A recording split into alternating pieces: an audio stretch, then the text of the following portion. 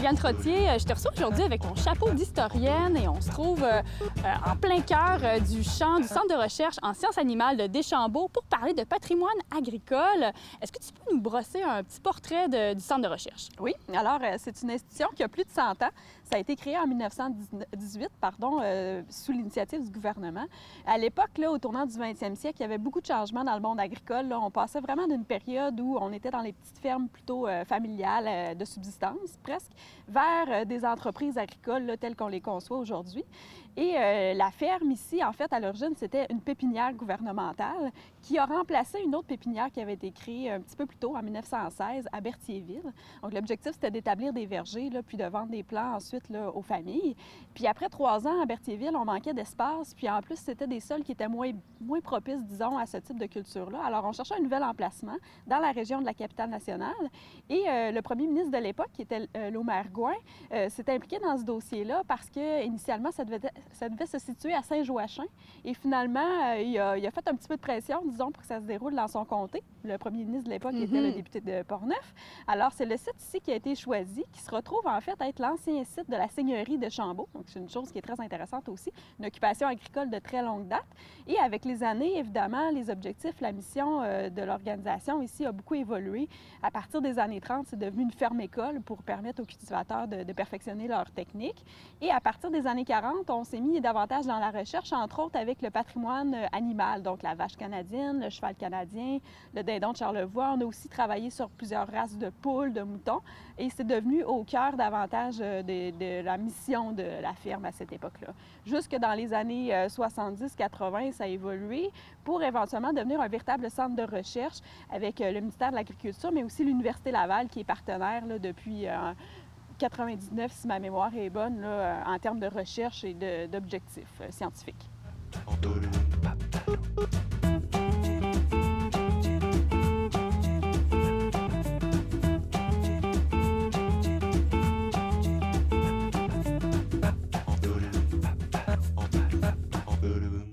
En quoi le centre de recherche a été important dans le développement de certaines races canadiennes?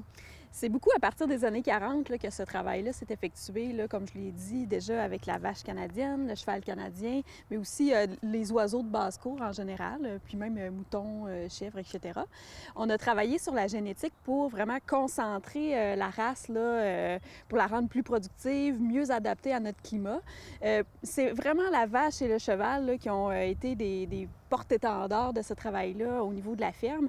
Malheureusement, en 83, il y a eu un terrible incendie sur la ferme qui a fait en sorte qu'on a perdu tout le troupeau de vaches canadiennes au complet. Donc, c'était quelque chose comme 125 vaches et les veaux. C'était le plus important troupeau de vaches canadiennes au Québec à l'époque qui est disparu, qui est parti en fumée, malheureusement.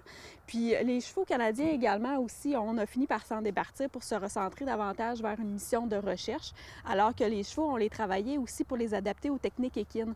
Il y a une époque, là, dans les années 70 où le cheval canadien était travaillé aussi pour le dressage.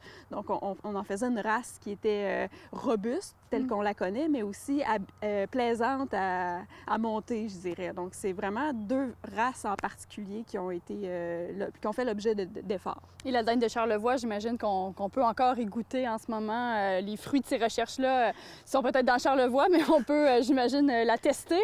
J'en ai aucune idée. Je sais pas, hein? J'ai jamais mangé de dinde, mais bon. Merci beaucoup, Éliane.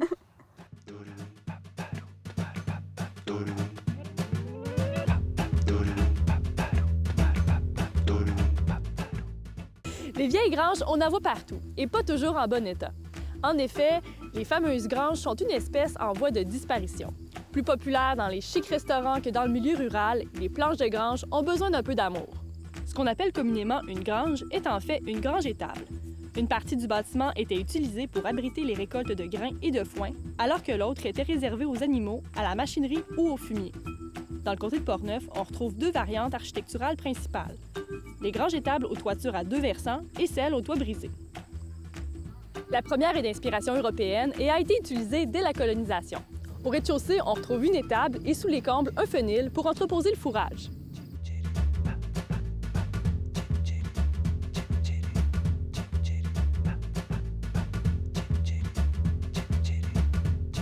La grange étable à toit brisé a quant à elle été popularisée dans la deuxième moitié du 19e siècle. Moins populaire que celui de sa consoeur, ce modèle typiquement américain a l'avantage de rendre l'espace intérieur plus spacieux.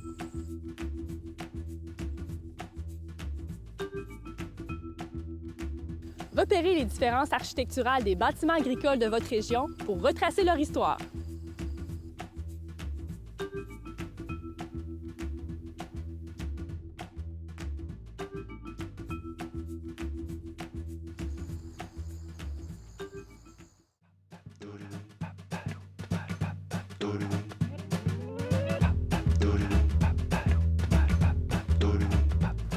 Sandra Paradis, tu es copropriétaire de la ferme L'Arc-en-Ciel du Paradis à Cap-Santé.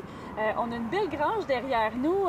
C'est nouvellement restauré. Pourquoi vous avez décidé de mettre des sous et de l'énergie dans la restauration de votre patrimoine agricole? Bien, en fait, nous autres, quand on a acheté ici, notre but, c'était vraiment familial, là, faire ça, accueillir le monde à la ferme, autocueillette, le kiosque, pour essayer de rester, comme on dit, familial. Là. On est arrivé ici... moi puis mon conjoint, qu'on a acheté ça, mes parents qui nous aidaient, les enfants de mon conjoint, puis là, on a eu d'autres enfants. Fait que, tu sais, on veut vraiment rester comme ça. Puis on s'est dit, on avait de vieux bâtiments. On n'avait pas vraiment d'endroit pour pouvoir vendre nos fruits et légumes, pour les entreposer, pour les préparer et tout ça. Puis on trouvait quand même notre endroit, c'était champêtre, c'était beau, mais que les bâtiments, le coup d'œil, c'était vraiment important quand on accueille le monde. Je pense que le produit est important, mais le coup d'œil, l'accueil, ça a l'air beau, comme on dit, est aussi important. Fait qu'on cherchait une façon, mais on le savait que quand on est en agriculture, il y a beaucoup d'investissements à faire. Il faut choisir les bons. Puis nous, vu que c'était ça au départ notre but, on s'est dit, je pense que là, il faut y aller avec avoir un endroit pour bien accueillir notre monde.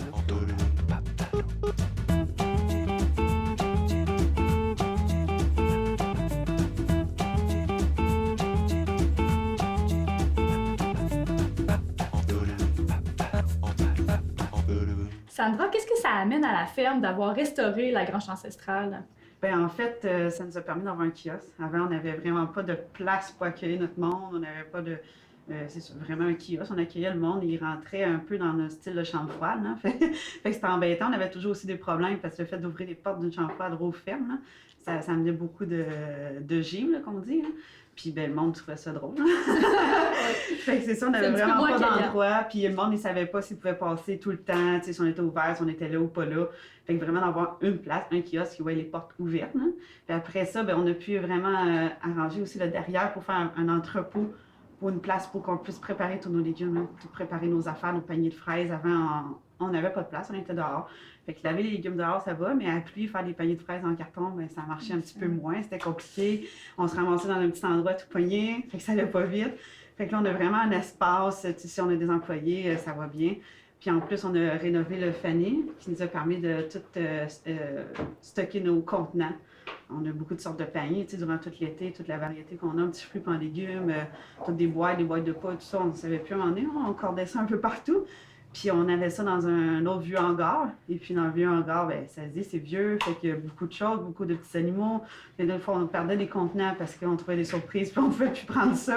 Fait que là, on a vraiment une place fermée pour mettre tous nos contenants, les conserver comme il faut. Puis on a aussi pu rénover l'autre partie. On a aussi, pour nos machineries, en fait, pour les garder à l'abri, mais surtout pour la sécurité des enfants, pas laisser les machineries plus dangereuses, le tracteur dehors. Fait que c'est vraiment, on a pu en refaire cette partie-là.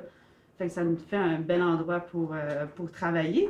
Puis bien sûr, bien, le fait de rénover la grange, c'est une grange ancestrale, le côté champêtre, ça l'a vraiment donné. Là, nous autres, je trouvais qu'on avait déjà le terrain pour des beaux arbres. On voulait vraiment rester familial, champêtre, autocueillette. Fait que le coup d'œil a aidé énormément.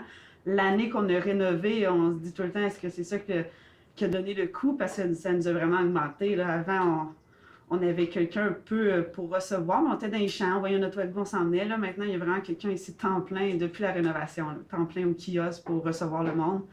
Fait que le coup d'œil, je pense, a fait parler. Oui, parce qu'il y a beaucoup plus de monde qui viennent depuis que c'est rénové. Oui, vraiment, ça a vraiment donné un petit coup. Là.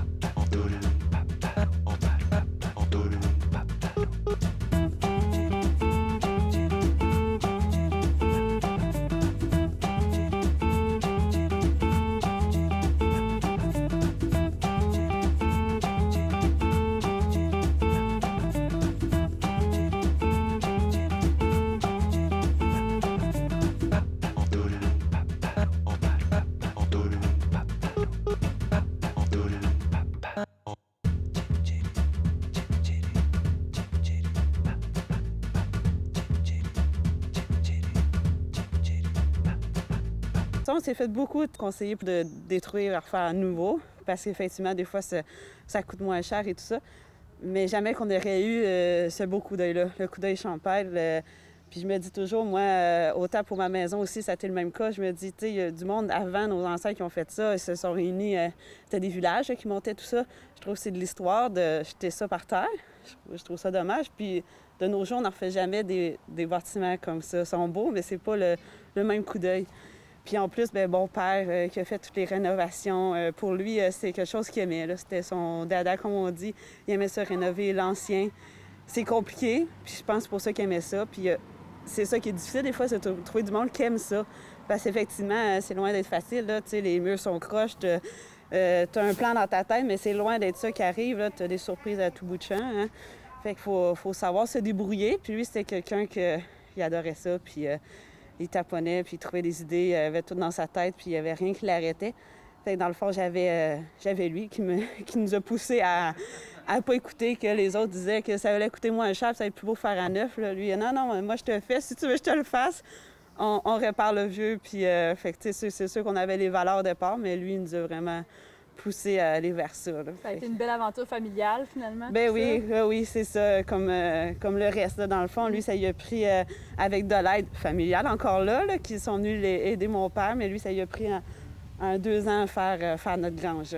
D'ailleurs, à l'intérieur de la grange, on voit un bel hommage à ton père, son marteau officiel de rénovateur. Vraiment, c'est super de voir que vous avez fait ça en famille, en équipe, comme à l'époque, finalement. Oui, c'est ça. Ben oui, effectivement, mon père, c'est ça a été dans ses derniers projets. La grange, ça y a pris une couple d'années. Puis après ça, il a voulu faire aussi ma maison. Puis c'est ça. Malheureusement, il est parti. Mais c'est ça, on voulait tenir parce que c'est quand même lui qui a tout fait ça. Ah oui, avec un bel héritage. Oui. On l'a partout. C'est ça, exact. Puis effectivement, c'est assez rare parce que c'est ça, il y a beaucoup de monde qu'on pourrait dire qui passait. Puis là, ils ont associé mon père à la grange, là, vraiment, parce qu'il le voyait travailler là-dessus. Puis le monde est impressionné, justement, de voir, tu sais, qu'il trouve ça le fun, tu sais, de rénover, puis le coup d'œil après que ça donne. Il s'est fait souvent demander s'il voulait pas aller faire la même chose, mais on reste familial. C'est ça, ça reste dans la famille. Oui, c'est ça. Fait que notre héritage est ici. C'est ça. Effectivement. Pourquoi ça s'appelle l'Arc-en-Ciel du paradis, la ferme ici? Parce que ma mère, il avait acheté cette maison-là, puis mon grand-père l'avait choisi comme que le nom s'appelait Arc-en-Ciel du paradis. Puis, est-ce que c'est parce que ta maman s'appelle Sandra Paradis, peut-être? Ouais. Aussi, c'est son nom de famille. Puis l'arc-en-ciel, pourquoi l'arc-en-ciel? L'arc-en-ciel, c'est mon grand-père. Puis je l'aime quand... Puis je dis à grand-papa Pierre, dans l'arc-en-ciel, quand je vois l'arc-en-ciel, je dis bonjour. Tu dis bonjour à ton grand-papa Pierre. Puis quand tu vois le soleil, tu dis bonjour à qui? À papy. Papy puis grand-papa Pierre sont avec vous ici, au-dessus de la ferme, tous les jours. Ouais. Ça, c'est fun. Oui. Puis, aujourd'hui, c'est le temps des fraises. Est-ce qu'on se fait un petit chin-chin de fraises, les filles? Oui. Ah! On prend tout le monde une fraise. Chin-chin! Ok. Flore, tu manges déjà ta fraise? Tu nous fais-tu un chin? Non. Chin. Tintin. Mais j'aime les fraises. Moi, j'aime tous les légumes. Et tous les fruits. Et tous les fruits sont vraiment sucrés, les fraises sont super bonnes. Ouais. Mhm.